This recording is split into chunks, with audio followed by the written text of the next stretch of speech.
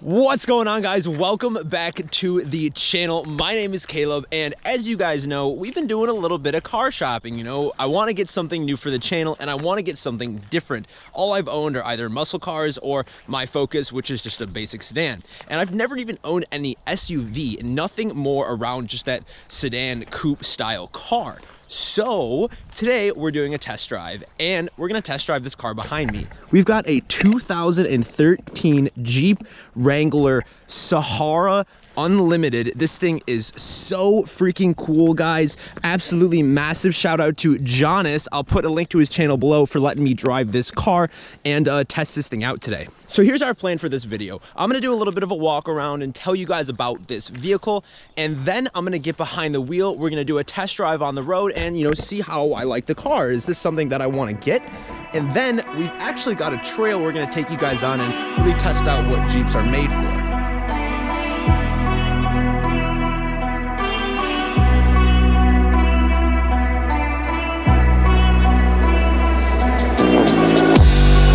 For the night to fall in love. It's how you really know I fucked it up. That just a little lie is all it was. It's all it was. Didn't think for a minute. My intentions were so obvious. What the hell I admitted. You're the first one of your kind, not just one in a million. So we turn the lights out, turn the lights out. This usually doesn't hurt. I feel again. All right, so to start off with this Jeep, guys, this has a few aftermarket things done to it that the regular Sahara does not. So we're gonna go over a few of those things. Starting off right here at the front, we have the bumper that is a steel reinforced bumper. This is a lot stronger. You got that tow hook here. We do have a rear bumper in the back that is also aftermarket. We'll take a look at that in a little bit. Obviously, you guys can tell it's got this sweet camo wrap on it. I really like the camo. I think it's sick. What'd you say about the wrap? You get a lot of views on this thing? I do get a lot of head turns, you know, people taking pictures, and it's something different. Every car I have in my driveway, and this gets the most attention. So over the Viper, the ZL1, and a couple BMWs, this wrap gets the most attention. So, like, I mean, that obviously says something. Moving along here, we've got the aftermarket wheels. I think these things look really, really nice. They match the wrap really well. Moving along to the back here, you can see there is that aftermarket steel rear bumper there, looking pretty sweet. Guys, I really do like this camo wrap. One of the coolest things I think you can do to a Jeep is this add-on here to the headlights. I think it looks very, very, very mean like this. Under the hood of this thing, this is the 6-cylinder version. It is a 3.6, so you're gonna be having some power there when you're going up the hills and doing whatever you need. One of the coolest parts about this Jeep is actually the interior. This has got the brown interior. It's kind of part of the theme for the Sahara. I also think that, like, you see a lot of Jeeps that are cloth, but I think that leather is really, really important for a Jeep because, like, if you're, you know, mudding and going on the sand dunes and different things on this car, it's so much easier to wipe this down. You don't want mud and dirt just grimy, like, stuck inside your cloth. Like, you can wipe away leather, but you can't really do that to cloth. So that's like a huge plus there. All right, let's start her up, boys.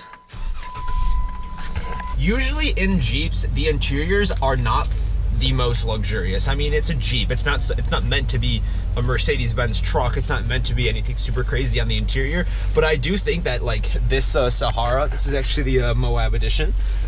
This Sahara has, like, a very nice interior for especially for a Jeep. All right, boys, so we're about to start driving the Jeep Wrangler, but you know, getting in the driver's seat of this thing, one of the things that's interesting is that because this car is meant to be taken apart, like the roof, the doors, everything is meant to come off of this. Even the windshield, you can take the windshield off if you wanted to. So, like, everything you would need is all in the center here, opposed to, like, having really any of your necessities on the doors.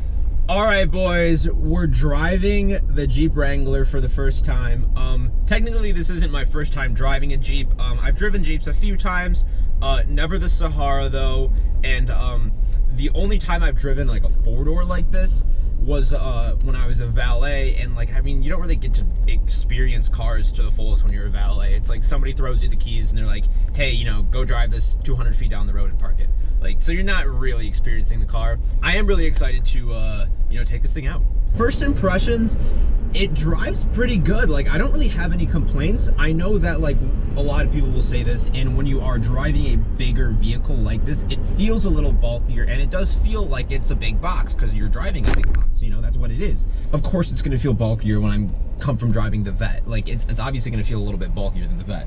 But it's not like it's unbearable at all. Like, it handles pretty good. I'm excited to see how it's gonna handle once we take it off-road. We are in 2-wheel drive now, so we're gonna throw it into 4-wheel once we need it. You can switch between 2, 4, 4-wheel high, and then 4-wheel low. So that's pretty much standard for most off-road vehicles. That's like the standard setup for what you can switch between. And I think it's important to like kind of clarify what I'm looking for in a Jeep. I know that Jeeps are notorious for not necessarily having the most power. It's not gonna have a whole lot of power, but I still do want something that I can take off-road and that it's not a slouch off-road, which I feel like this is going to have.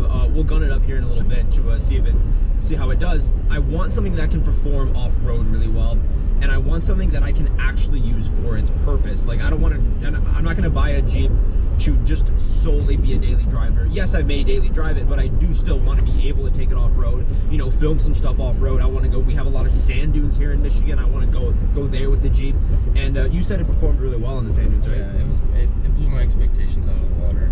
I did drive a 2-door Jeep on the sand dunes once, but it was like a rental, so it wasn't like, you know, it wasn't mine, and I really couldn't push it to the limit there. That's definitely something we're going to be doing if we do end up getting a Jeep. So just a little comparison here for you guys about the handling for this car. I drove a Toyota FJ before, which is basically like a Toyota off-road vehicle, and that felt way more bulky than this does. I know there's this like meme going around that a cow is more aerodynamic than a Jeep. You've seen that, haven't you? Even though that this isn't the most aerodynamic and like handling vehicle, I still think it's fine. Like, I don't feel like it's windy out right now, and I don't even feel like we're getting swayed or anything. And I mean, it handles really well. All right, so we're gonna give it a little gas here just to see what this thing's got. So we're at we'll slow down to 40 real quick. It's not a Lambo, just keep that in mind. Yeah, I know.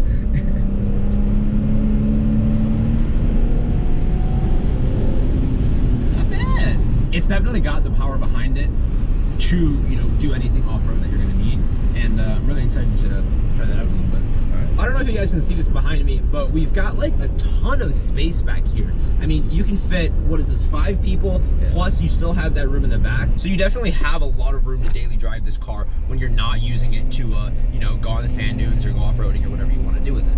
It's funny, one of the things I'm noticing is that like a lot of people are Jeep waving to me, and like I'm not used to that. Before we go on this trail, I did want to take a second to show you guys all the trunk space back here. So you just open this up and then open that window up, and like you have tons of room back here. You can fit whatever you'd need. Also, you got a second space under here if you want maybe something that won't get dirty, or you want to protect it from something rolling around over here. You can just lock that in there, and that's pretty cool. Just like that. Shut that, so that keeps it nice and safe under there. Because of the fact that the spare tire is in the back here, it gives you a lot more room, so you have that under there. All right, boys, I'm excited. Off-roading is a lot more fun than you might think. Throw this boy into 4-wheel.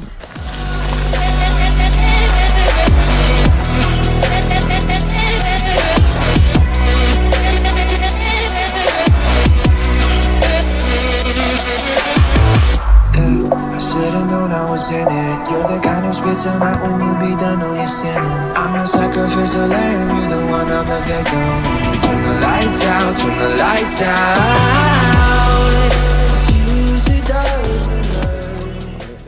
So we got this like cool little trail back here, guys, and honestly, this thing handles really, really well. Like, I'm kind of impressed. Like, I don't see any issues at all. We're using the manual driving mode right now, so we're just in first gear, just kind of cruising through here. To turn that boy off, you just hold it all the way to the right, so that would be upshifting. All right, well, we have a lake in front of us. I don't think we're gonna cross this because we don't know how deep it is. I don't know, man. I mean, I wanted to sink in front 2 times. Yeah. We don't know how deep this is. All right, I know you guys are gonna make fun of me in the comments for this, but we do not know how deep this is. and it felt like we stuck some sticks down there, and it felt like it was pretty muddy too. So we're not gonna cross this. I know you true Jeepers are gonna, you know, give me crap for this, but I do not want to get stuck here. So we're gonna have to head back from our off-roading trail. But whoa, just take a look at how sick this thing looks out here, man. Oh my gosh, dude. Every time I'm with you, I want to spend more money. No, don't. Bad idea. This thing just looks so mean. For some reason, like, it looks so much cooler because there's snow on the ground. Michigan winters are perfect for Jeeps. Absolutely perfect. To be honest, living in Michigan, you got the summer and you got winter. You have the sand dunes, so you can drive this thing in the snow. You can take the top off and the doors off. It's pretty much the perfect place to have a Jeep. You have a lot of trails. It's not like they don't make them. Like, this is what Michigan's made for. So you said you took this thing on the dunes. Do you need to, like, do you need to register this thing? Do you need to, how does that work? It's you get a sticker, I think it's an ORV sticker. Okay. You basically put it in the back. That's what I took it off. But I had that on there, and you could hit any trails, any park. Oh, so it's just basically getting a metro park sticker. Like a park pass? Yeah, park pass. So while we're here, boys, we're gonna talk about what you have all been waiting for. We're gonna talk money. So you guys know that I talk about this a lot on the channel, like, hey, I think this car is a good value, or like exactly one of the reasons why I bought my Z06, because I think it's a good value for what you're getting. And this Jeep behind me is also a really, really good value.